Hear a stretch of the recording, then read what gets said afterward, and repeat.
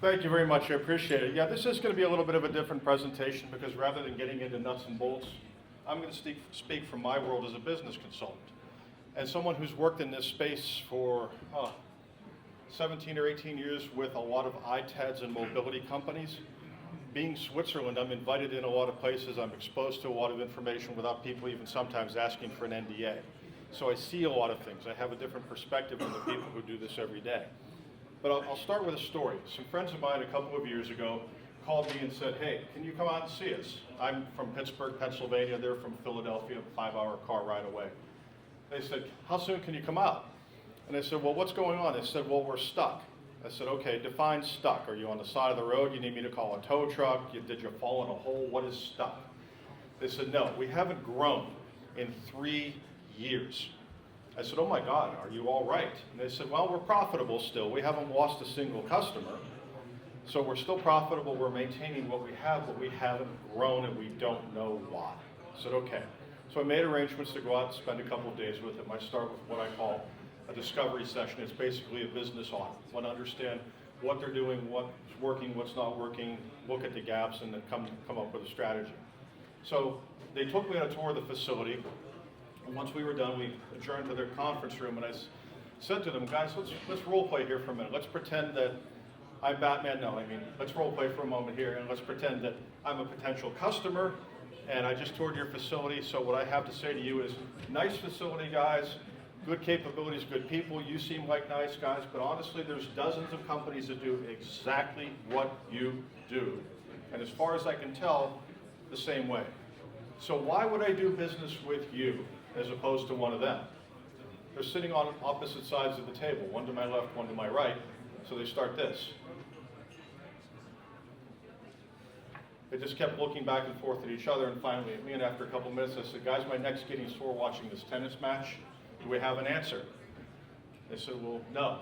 I said, okay, that's a real problem, because the fact that you can't tell me why I should do business with you instead of one of your competitors is a problem we have to solve.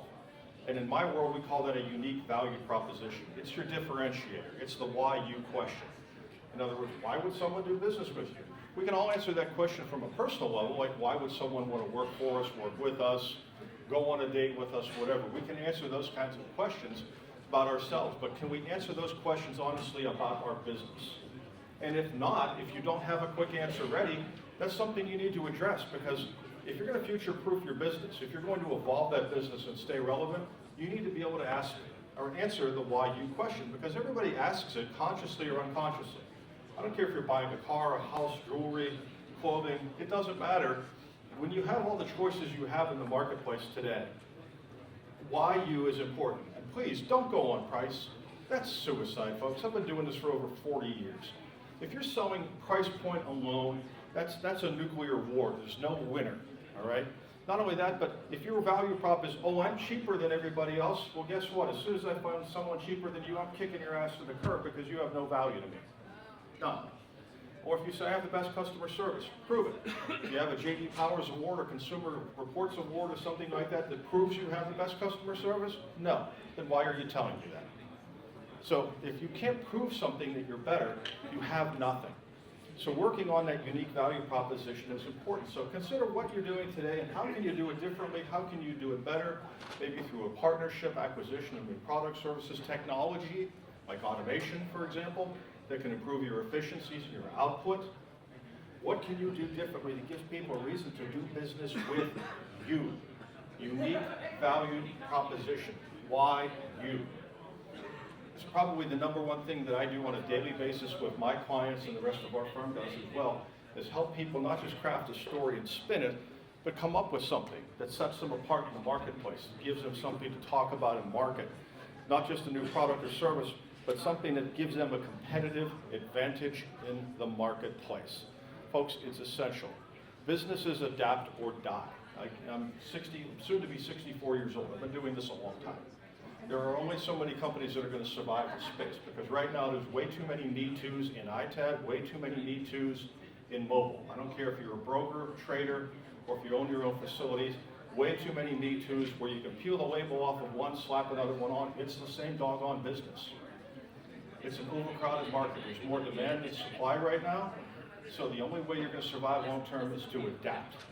And part of that adapting and evolving is coming up with your unique value proposition.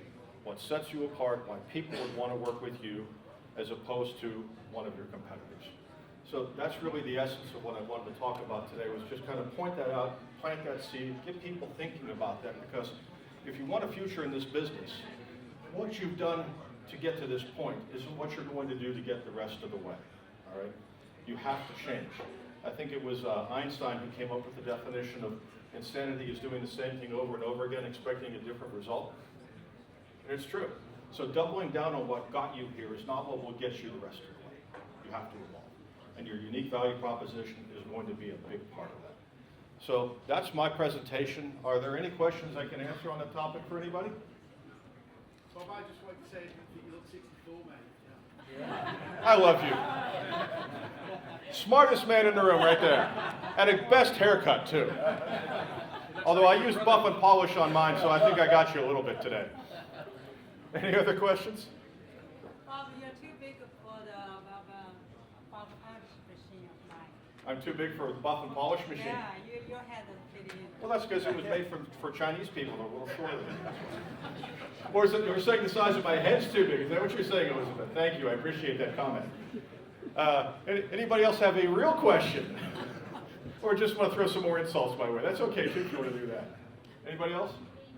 All right. Thank you for your time and attention. I appreciate it very much.